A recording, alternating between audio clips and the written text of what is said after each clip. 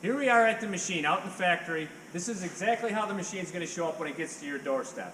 What you're going to be looking for, before you take anything out of the box, do anything. Do a 360-degree perimeter around the machine.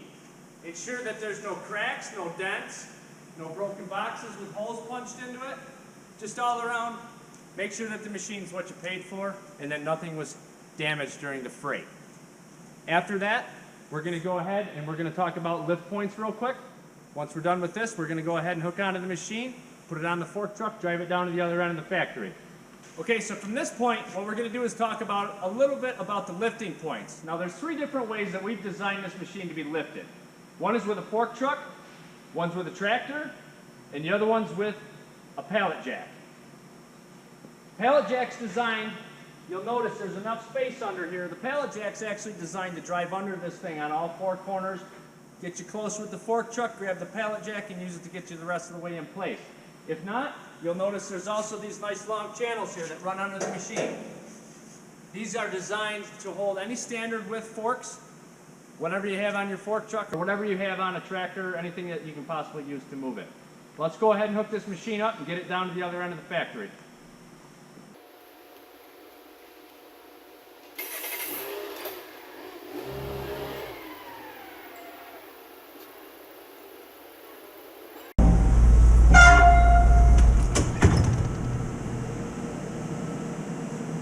One of the key things that you're looking for here, make sure that your mass is not going to run into this plastic cover.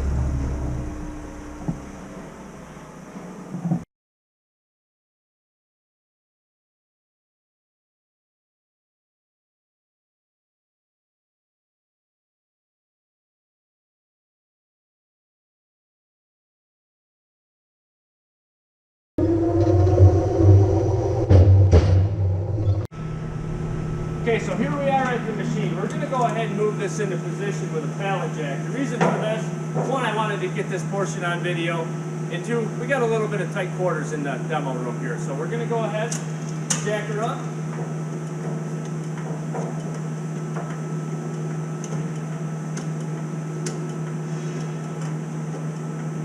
Now pause for safety. You can see that I'm only jacking the machine up just a couple inches. Even though it's designed to take an impact, we obviously don't want to do that. We're going to try and keep this thing as pretty and nice as possible. And another thing is we don't want to worry about any safety issues if this were to fall off the jack and hit somebody else. Let's go ahead and get it into position.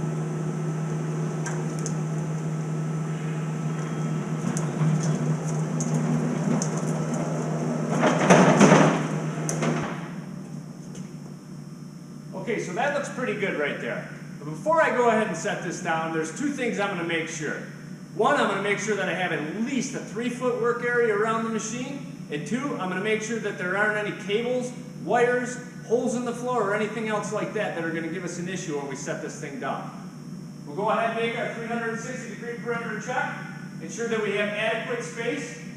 We can stay out of pinch points. Looks good. No cables, clean floor. Let's go ahead and set this down, and then we can go ahead into the next portion and start assembling.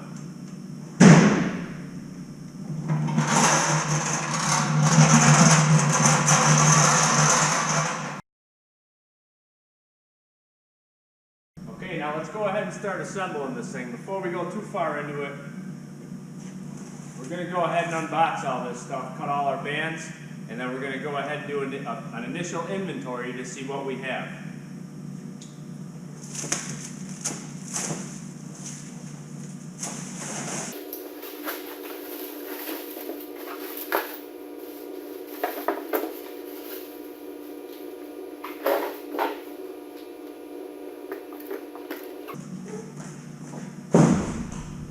Similar to our initial freight inspection, one of the things obviously we're going to want to check, make sure that your computer screen isn't damaged. Do a 360-degree perimeter check on it. Make sure no wires were cut off, ripped, torn, anything like that.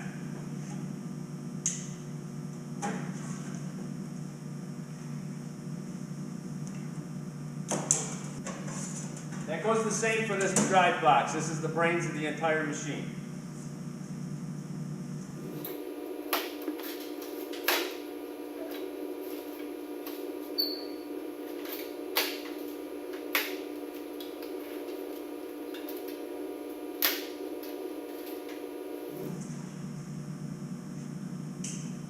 One of the things you'll notice on this machine is there's always going to be two different types of tie wraps. There's going to be a white tie wrap, and there's also going to be a black tie wrap.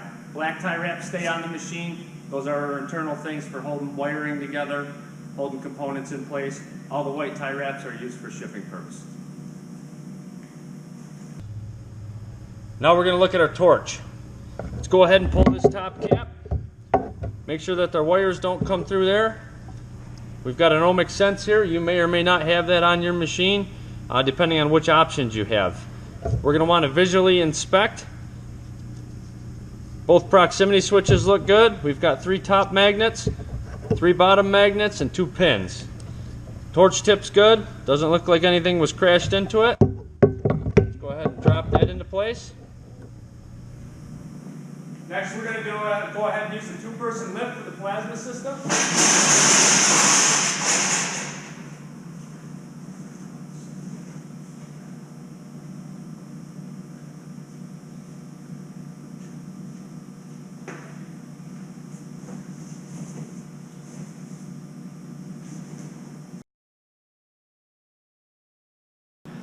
Okay, so now that we're at the machine, the first thing we're going to want to do is go ahead and locate this tag.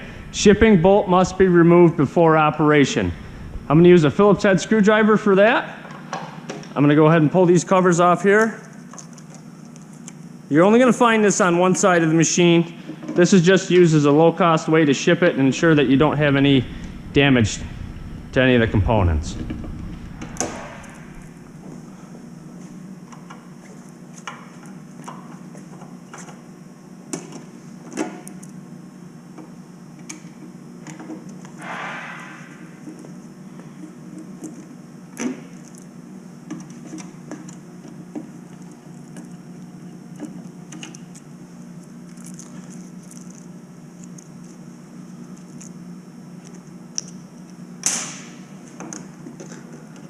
So once this plastic cover is removed, turn that over, put our tools in there. You're going to notice a big old tag here that says shipping bolt. Can't miss it. This is an M8, so you're going to end up using a 6mm Allen wrench.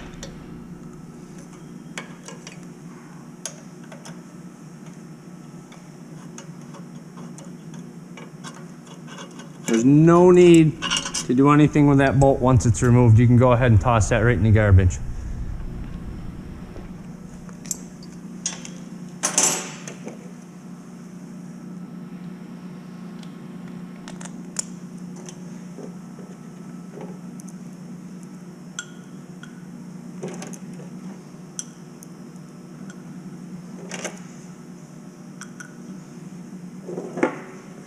First thing I'm going to do is give that a little tug, make sure it moves a little bit.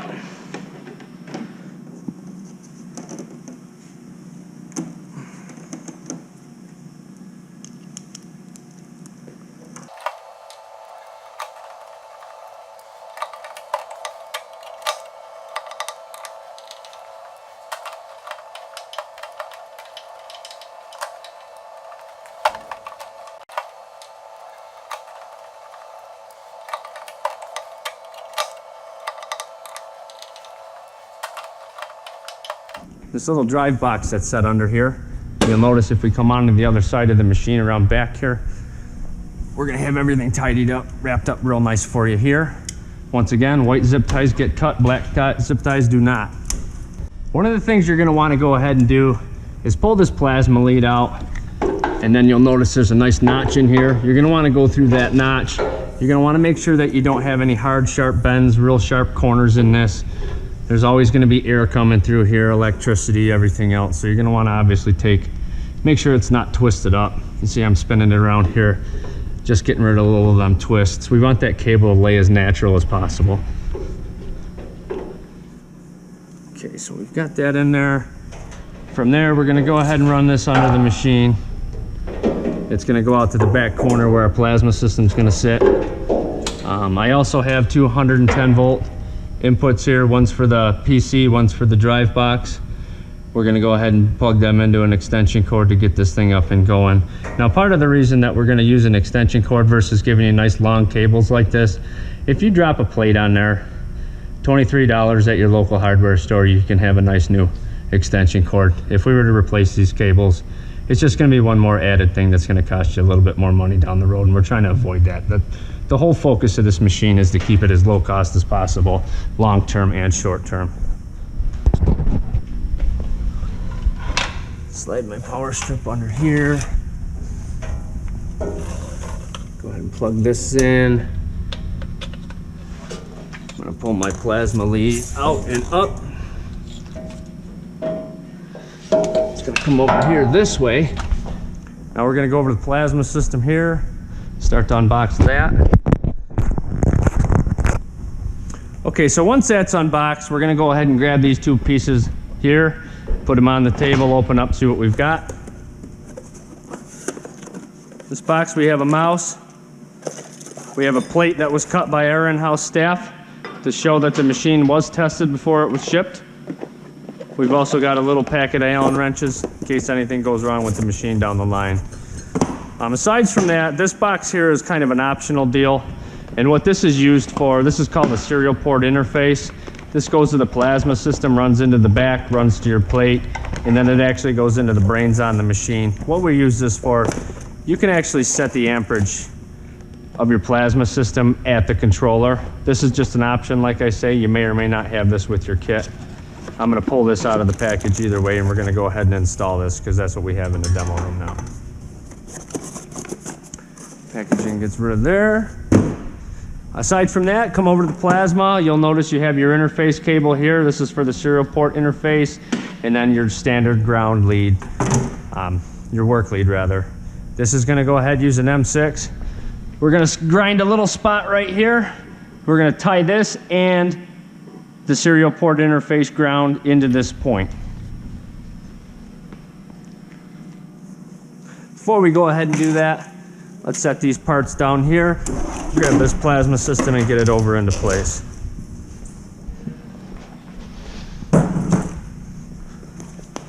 Okay, let's put our plasma lead in here. Clip that in, everything looks okay. Come back over here, I'm gonna grab my work lead and my interface. Once again, try to keep everything you can underneath the table. It's just a good rule of practice. It keeps stuff from getting run over, stepped on, plates dropped on it, anything like that. We'll go ahead and put this guy in here.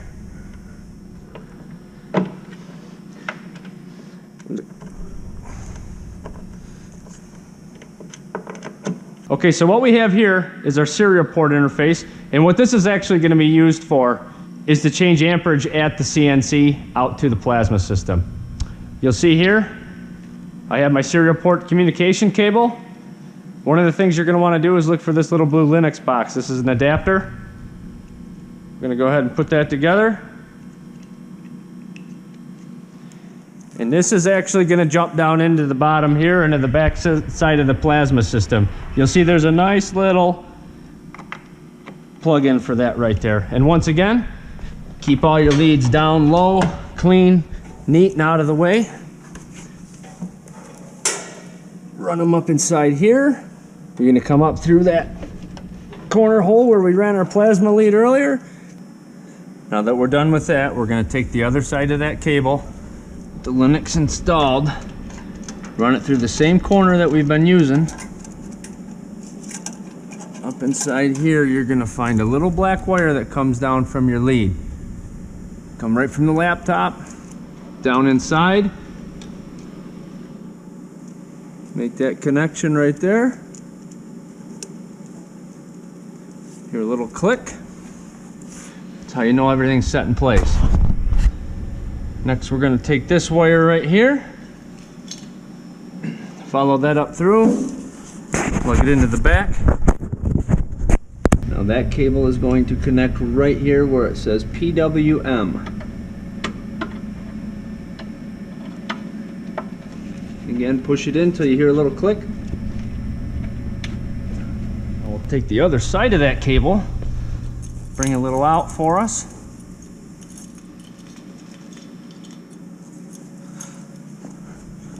Come over to the blue box. Make this connection.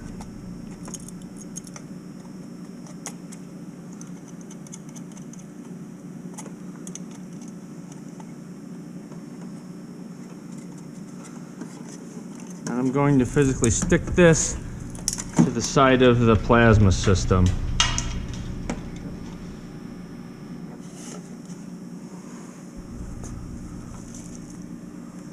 Now we'll start to tidy up all these wires. Once again, nice tidy wires last longer. Down to the side. Now you'll see here I scratched off a nice little spot. That's where I'm going to ground to. I drilled a 1/4 inch hole there, and I'm going to go ahead and drop an M6 with a lock washer and a nut onto this to make sure that that stays in place. You'll also notice I took the work lead and I put that in the same location. That comes out of there and that'll run, that's the wire that we previously installed into the front of the plasma system.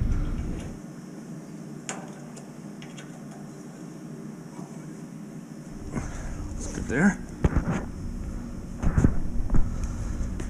Next we're going to take from the blue box 14 pin Amphenol connection.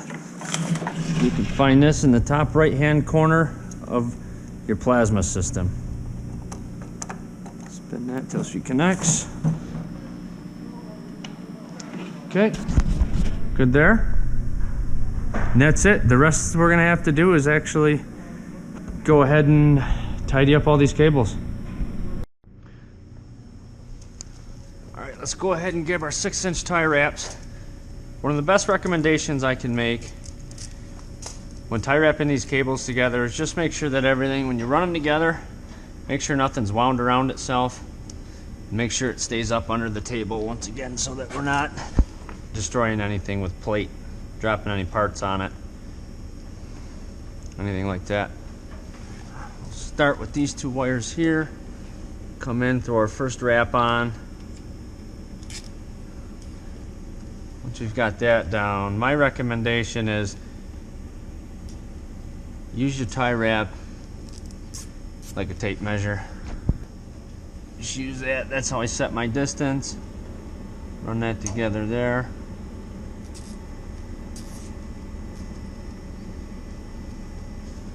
Pull this cable up inside here. Now that we're running the both of them together.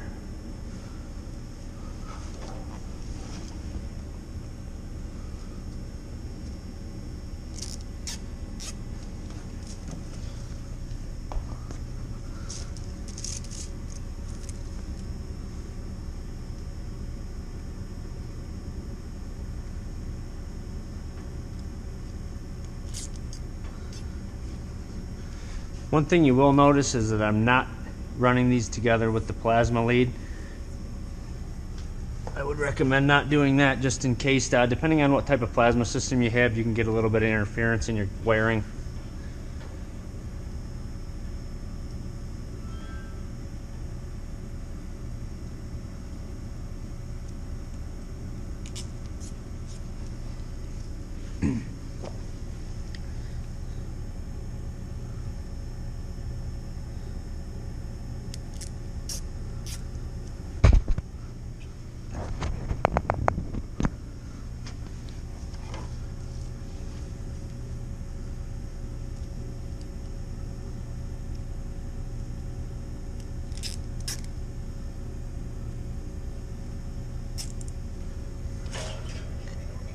Them up underneath there. Take all these cables here, put them all together in a nice neat little pile.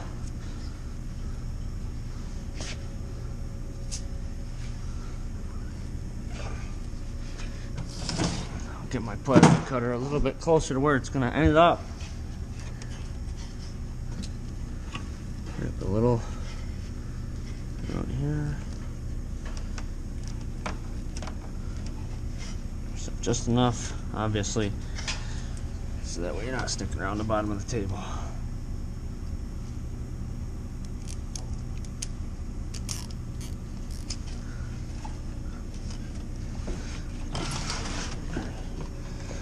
Plasma over there.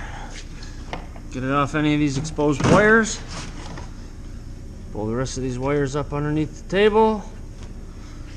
And that's about it. See here, we have everything up and out of the way, ready to go. Let's go ahead and hook the air line into this thing, and then we can power it up.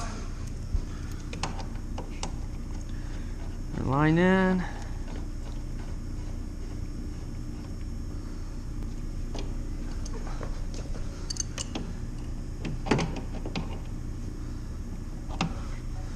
Air line's in. Power's hooked up. Turn that plasma system on real quick. You can see here I've got a fault on the plasma, 022. That means I don't have any air. Come over to my compressed air lines. Turn that on. Now that we've got air on, you should be able to come down, look at the front of the plasma system. Orange light's gone, fault code is gone. Let's come over here, the front of the machine. Power on the computer. Power on the machine, the drive box. First thing you'll notice is both lights on the head come up. Also, it's a good quick rule of thumb, go ahead and make sure them e-stops are disengaged. One thing I do want to talk about, when you originally purchased this machine, it comes as you see. You get a mouse and a keyboard, both wired. Not really a fan of that, so what I did was went out to my local Radio Shack here, and I bought a wireless keyboard. I also went to a local hardware store, and I bought this here. It's just a standard little roll-around cheap $100 toolbox and a $20 mouse and keyboard. One thing I like to recommend this for, perfect spot to keep all your consumables. There's other drawers. We've got gloves, safety glasses, everything else. You can do what you want. It's just a recommendation. I think is a pretty good idea for us, especially with the keyboard here. This is nice because now I can move this around any place in my shop and I don't have to worry about cutting cables.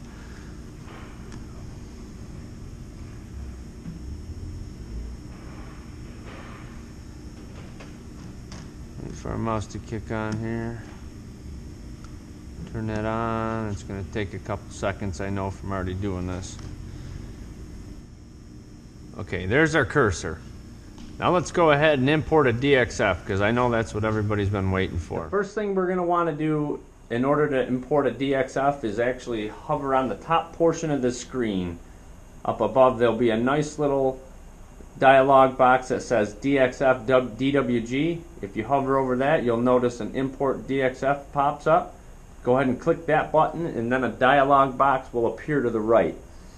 We're going to refer to that dialog box, click the browse button, and then this is going to open up whichever file folder locations that we had. We're currently using the USB. I'm going to pick anchor and wheel to be the first part. Go ahead and click that. And then move over to cam. Cam, this is going to be the area that sets our tool path, or our lead ins and lead outs generation. The first thing in order to do this, we're going to want to go to project settings and actually pick a physical plate thickness. You can see the last time this machine was run, we were using 1/8 inch. For this project, we're going to need 16 gauge. Go ahead and click apply after that. And then watch your progress report on the tool path. This will eventually come through, scan out, and then the next thing that will appear is the image of your part, complete with new lead-ins put in. These lead-ins can be modified. We're going to go over that at a different portion. From here, go ahead and click your CNC button, and we'll start to generate a tool path. Once the tool path is complete, go ahead and zero your torch out on the lower left-hand corner of your plate. You can see here I'm just using the toggle keys. Once that's done, go ahead and click set and then 0 your X and Y. And then press the play button. Once the play button's pressed, you'll notice the machine will take off, go to the first point, and start to cut. Over, starts the first pierce. And let it go from there.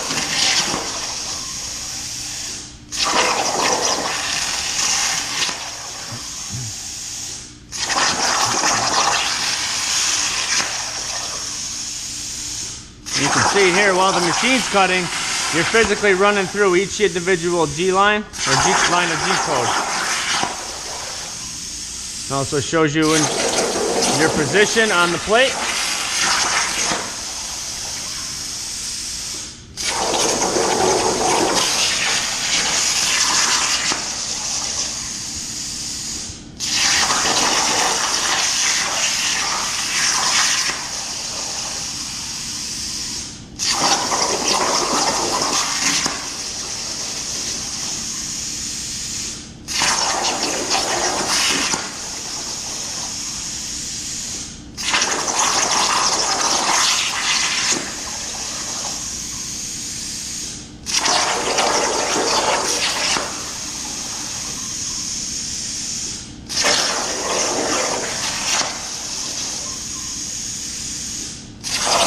Also determined by the red dash lines on the screen as to where your next tool path is going to be.